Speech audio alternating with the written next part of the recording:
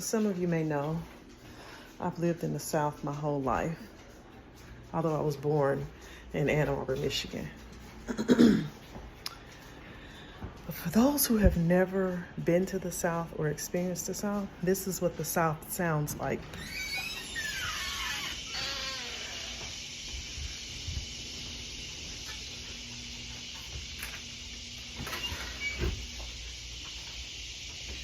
I currently live in South Carolina, but the sound of cicadas, birds, crickets, and frogs get louder and louder as the sun goes down.